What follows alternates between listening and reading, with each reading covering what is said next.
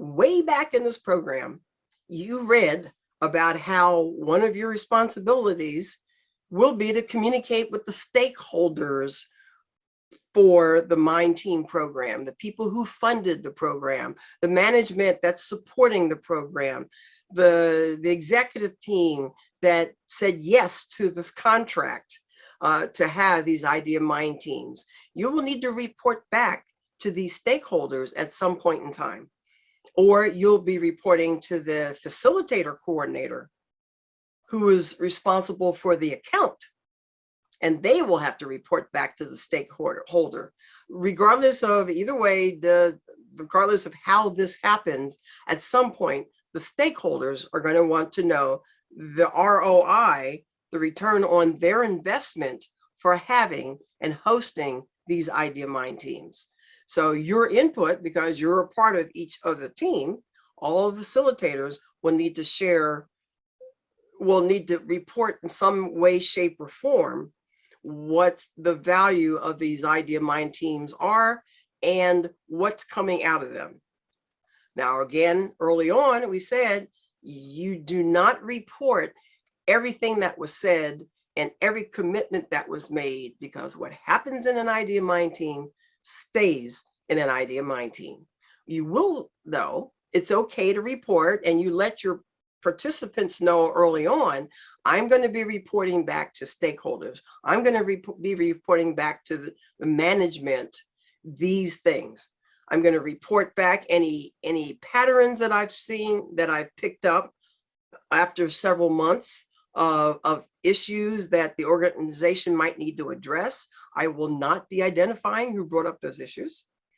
You may not even identify which Idea Mind Team brought them up if there are multiple teams going on in an organization. But you're going to report. Stakeholders will want to know, are there issues in the organization that they need to address as an organization leadership? Are there ideas that could help them be better at their business, that could help them be more productive, that could help them gain or keep better clients?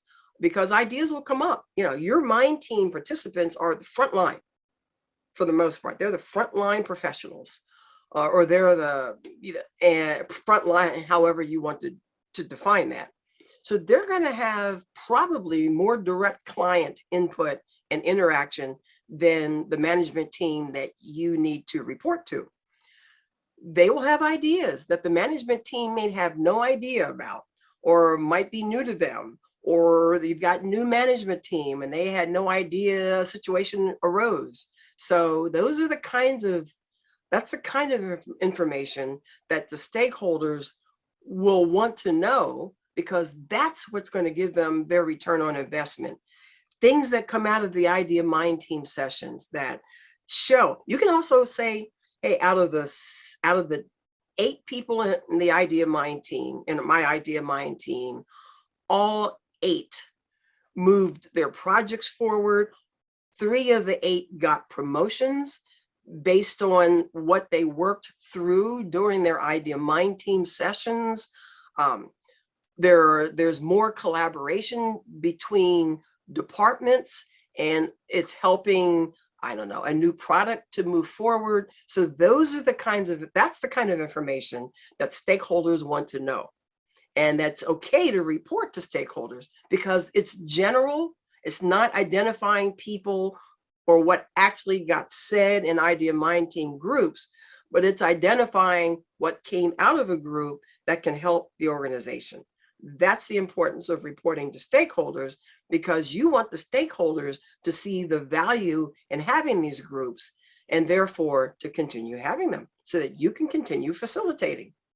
That's what you report to stakeholders, and you work with your facilitator coordinator or the client interface to identify how that report should look, what's the format, how often they want reports, and to whom you need to report.